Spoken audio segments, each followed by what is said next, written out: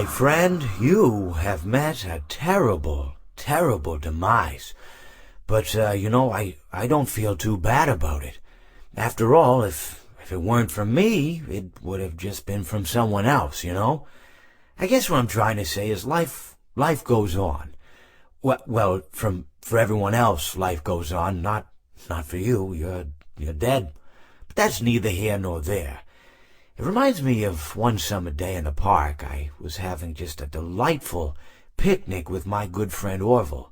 And I said to him, Orville, I have a story. And he said to me, what's the significance of the story? And I said to him, Orville, not every story has to have significance, you know. Sometimes a story is just a story. If you try to read into every little thing and find meaning in everything anyone says, you'll just drive yourself crazy. I had a friend do it once.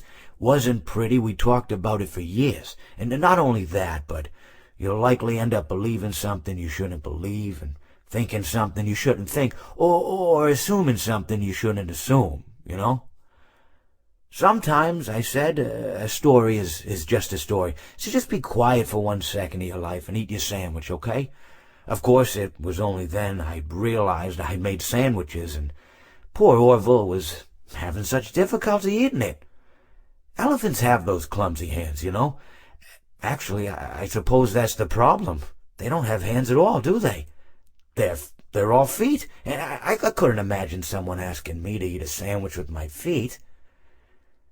Now, if I recall correctly, there was a bakery nearby. I said to him, Orville, let me go get you some rye bread. Now, I'm unsure if elephants enjoy rye bread, but I assure you that Orville does. Now, this was on a Tuesday, which was good because rye bread was always fresh on Tuesday. They made sourdough bread on Monday and threw it out Wednesday, or rather they sold it at a discount for people wanting to feed the ducks, and then probably at the end of the day, finally, they threw it all out. I don't recall. I do remember a man who would bring his son to the bakery every Wednesday and then go feed the ducks. He would buy all of the sourdough bread. Of course, you know, you're not supposed to feed the ducks sourdough bread at all. It swells up in their stomach and then they all die. At least that's what I've heard. You know, I never saw any ducks die myself, but I did notice a substantial decrease in the duck population over the course of a few years. I just never thought to stop the man and tell him that he was killing the ducks by feeding them sourdough bread. And if you want my opinion on the matter, and I told Orville this as well, if you want to feed ducks, or birds, or any kind for that matter, it's best to buy seed. I mean, when you think about it, breads of any sort don't occur in nature. They don't grow on trees or spring up from the bushes. I don't think birds know what to do with bread. What was I saying? Oh, yes. So I bought Orville some rye bread. What a fine day it was.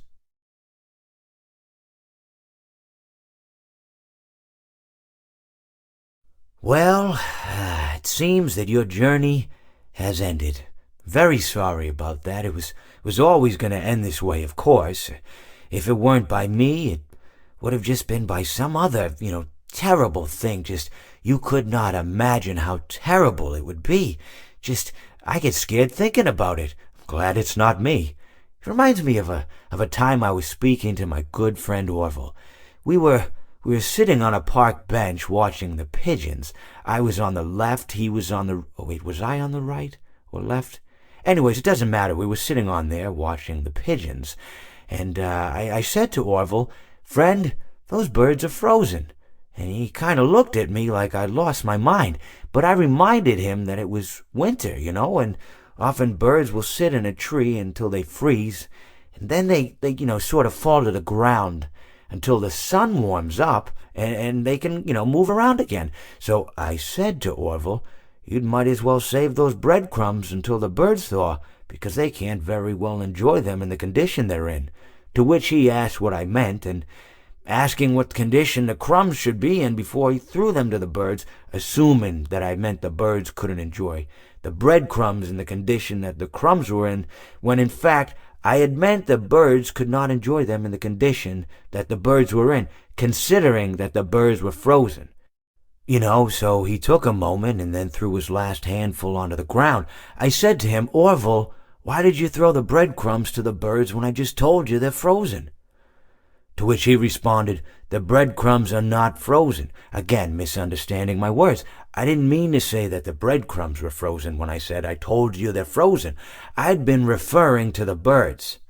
In hindsight, what I should have said was, and this would make perfect sense, why did you throw the breadcrumbs to the birds when the birds are frozen? He misunderstood upon my correction, stating that he didn't know what else to do with the breadcrumbs and that perhaps, when the birds thawed, they'd still be able to eat the crumbs. So I said to Orville, and this is what I said to him, I said, Orville, the birds may be dead.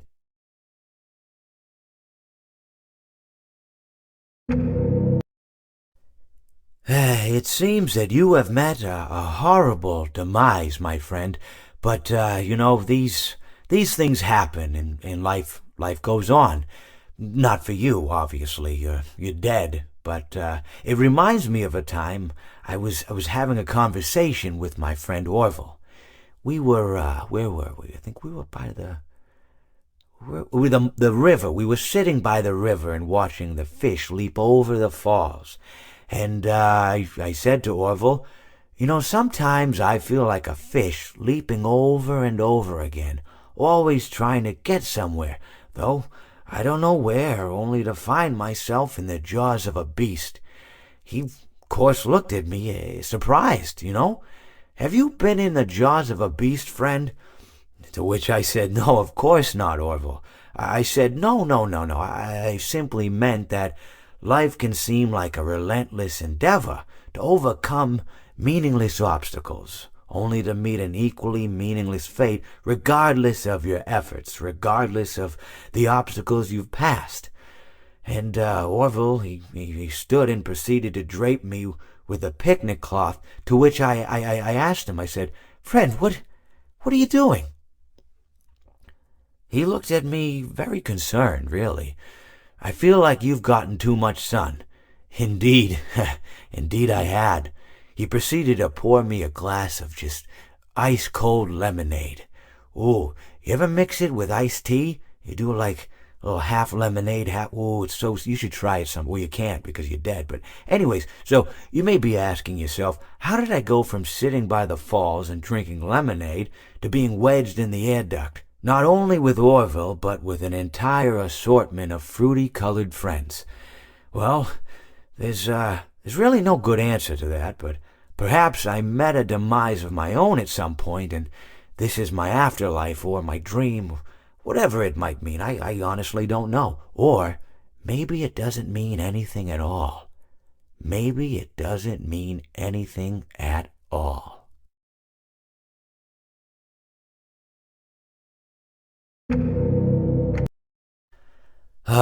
It seems that you have met your end.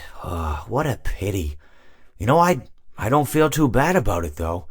After all, if it weren't me, it would have just been one of the others, I guess. I'm honestly just glad to be out of those air ducts.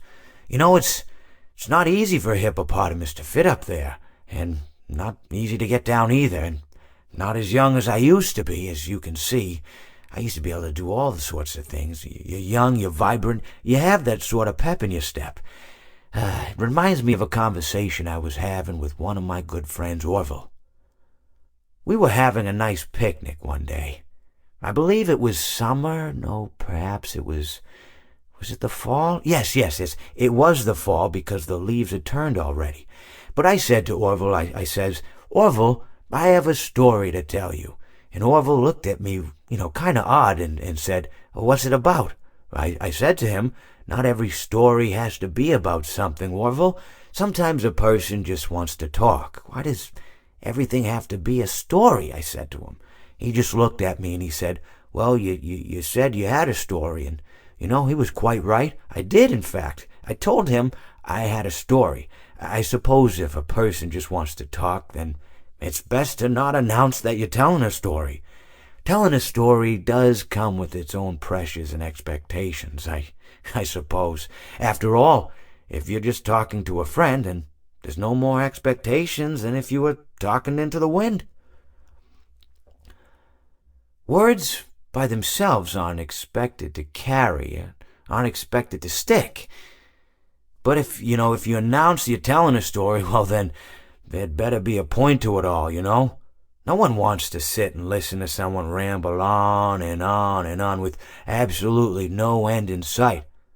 So, it's good to be mindful that when you tell someone that you're about to tell a story, that you have something to say. Telling someone that you're going to tell them a story is tantamount to asking them to stop what they're doing and pay attention. You're basically saying, hey, buddy, stop everything. Stop what you're thinking. I have a solution to everything.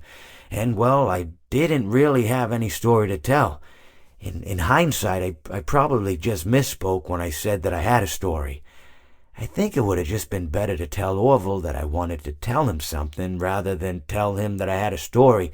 But, even then, it might have put too much importance on the whole thing. Either way, it was quite a nice day. I remember that we were drinking tea.